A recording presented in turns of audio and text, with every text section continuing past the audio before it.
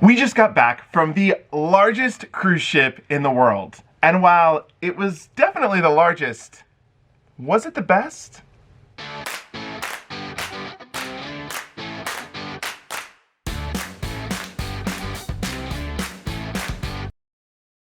Hey everyone, I'm Jordan. And I'm Jared. And we are JJ Cruise. Thank you so much for joining us today. Before we get into our full and detailed review of Symphony of the Seas, do us a favor, hit that like button. Yes, and hit that subscribe button. We're trying to hit 20,000 subscribers here by Christmas, so hopefully you can be a part of that and get us to our goal. We would appreciate it. We love you for it. And it's free. And it's free. For everyone new here, just in case this is your first review with us, we are completely honest with our reviews. You know, we have nothing, we're not sponsored. This is all for you to have the best cruise of your life for planning. And so we are going to tell you the good, the bad, and maybe something that's a little ugly. Let's jump in by talking about Embarkation. Now, something unique that we did on this cruise was we actually spent 2 different weeks on the ship within the same month, but not back to back. Let me just explain. We were jumping from ship to ship and doing a lot of what we call side-to-side cruises. And right before the second leg of Symphony of the Seas, we were on Odyssey of the Seas. Now, Royal Caribbean does something that's very nice, and if you're on a side-to-side, you're definitely going to want to call Royal Caribbean and ask about this. They offer free transfers from port to port. So we went actually from Port of Miami to, Port of Fort Lauderdale, Port Everglades to Port of Miami on Royal Caribbean's dime. That helped our embarkation process because we were worried, are we going to have to wait there at the terminal here for hours until our 2:30 check-in? Not the case. Since we were on a Royal Caribbean transfer from another ship, we got right in. We went right onto the ship. Honestly, from the time we got dropped off to the time we were on the ship was maybe 20 minutes. Yeah. Now, because we did do this 2 times, the first time we were on Symphony of the Seas, it was a little bit more painful. It was about an hour and a half to get on the ship. So we had 2 very vastly different embarkation experiences. But overall, we did end up getting on the ship, and I think it was fine. During the embarkation process, they put a wristband on your wrist if you are vaccinated. That is so you can get into certain facilities, certain venues on the ship and do certain things. What we saw that was different from week 1 to our next week of Symphony was the type of wristband. It went from more of that rubber wristband, the Live Strong wristband, if you will, to just a dangly wristband.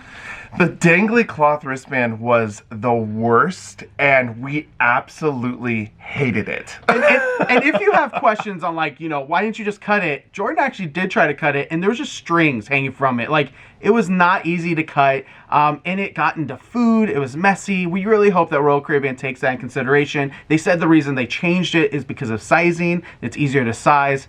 However, it was not fun having on for the entire trip. And you could basically tighten it, but you couldn't loosen it. So there's been a lot of issues, and we've heard a lot of complaints once we were on board from customers and passengers that tightened it way too tight and then had to go wait in the guest services line to get it cut off and get a new one. Honestly, it was very messy, and this was a part of the embarkation process that we just did not like. Once we get on board, of course, the first thing we do is check out our room, if it's open. And this time it was.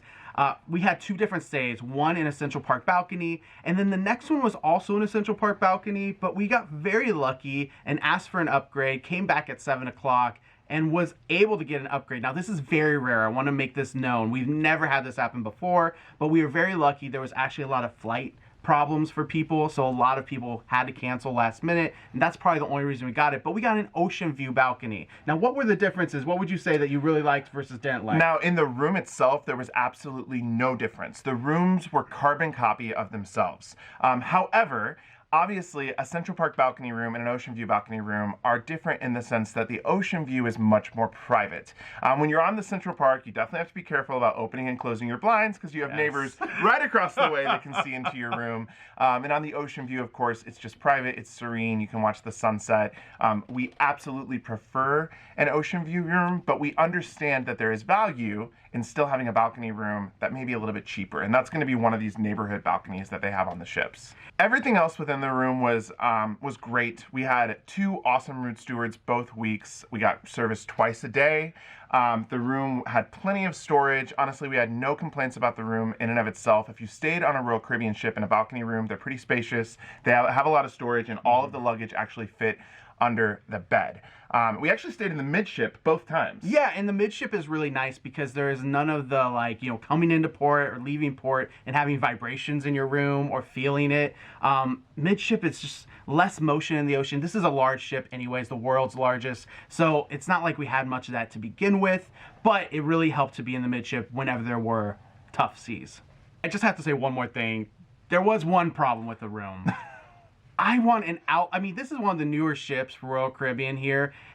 Why aren't there outlets by both sides of the bed? That was one thing that I'm like, you could put a USB or just a regular outlet. Let us know in the comments below. Do you like outlets by the bed, or do you kind of want them to be stayed over by the desk?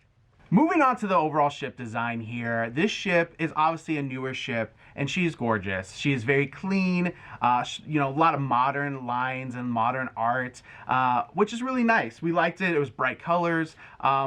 We really did like the overall ship design and the fact of what came with it for art, decor, everything that you saw visually.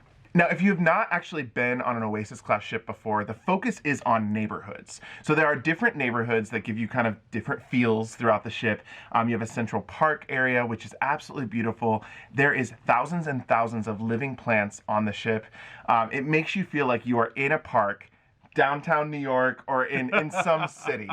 You also have the boardwalk, which has that carnival feel, and you've got Johnny Rockets and Playmakers. And the carousel. And the carousel. And I mean, those are our two favorite neighborhoods, but all the neighborhoods are a blast.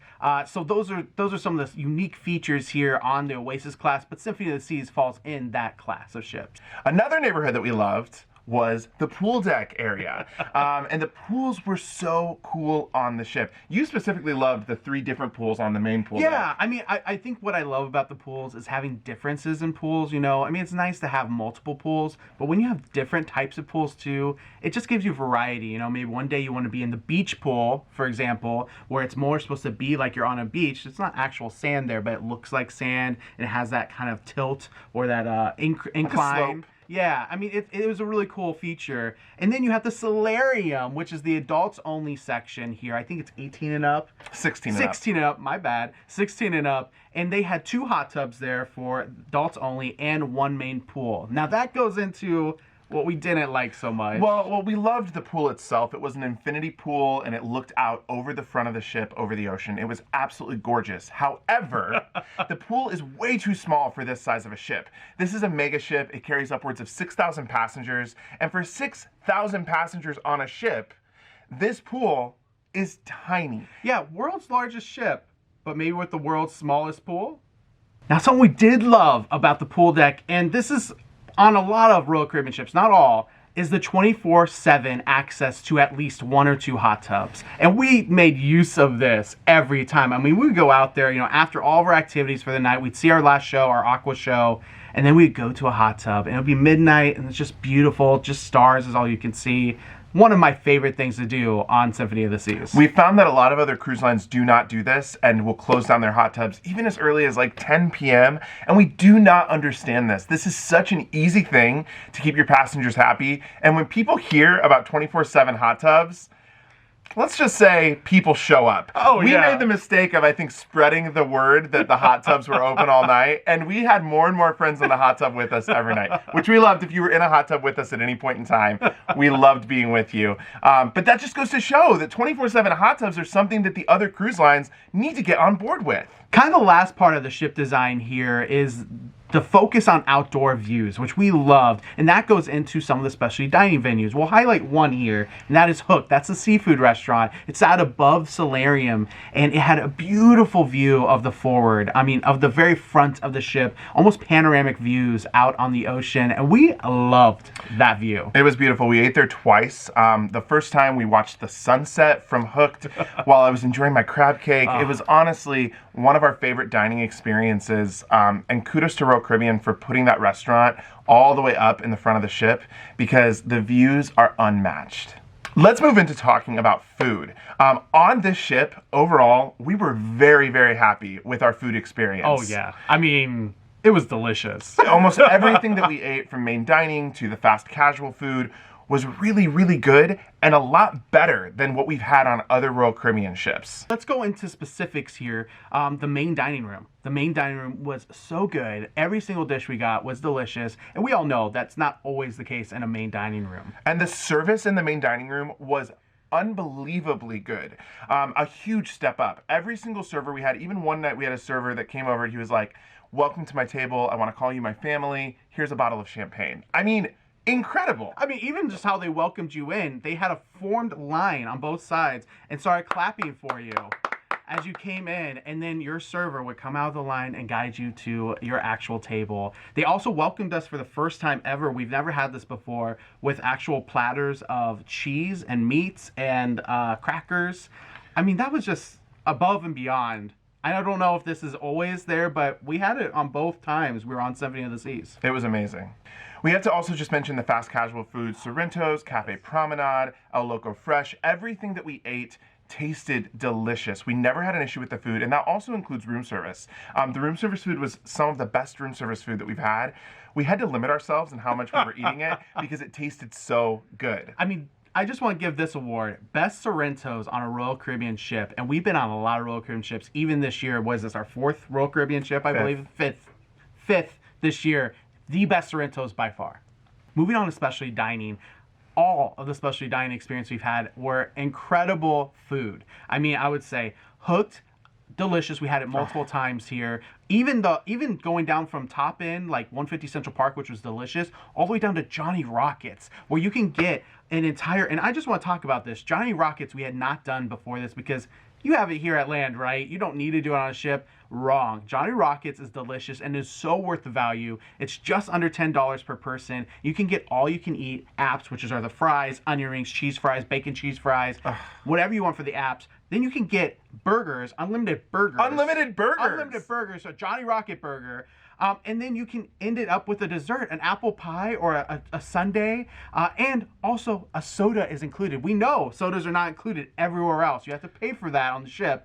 And that is unlimited sodas, and you can get one to go. This is a problem for us because we are trying to eat healthier, but Johnny Rockets is so good, and the burgers tasted delicious. And for $10, and you could do an upcharge for a milkshake as well. We don't know the exact price there because we never actually got to do it, just because we didn't want it. We were so full.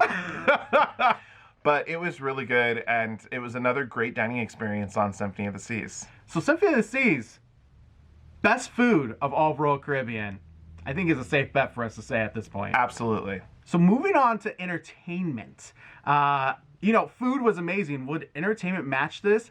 Yes. It did. This is the best Broadway show that's on a ship, and it is Hairspray. It is upgraded, by the way. If you've gone on Symphony of the Seas before the pandemic, it has now changed, and we've heard this from multiple people. That includes also the review show later on as well, all of which have changed for the better. Not saying it was bad in the past, but it is incredible now. It was amazing. Hairspray was amazing, and then their second production show, which our second week, we were able to catch the reopening performance of Flight. Yes.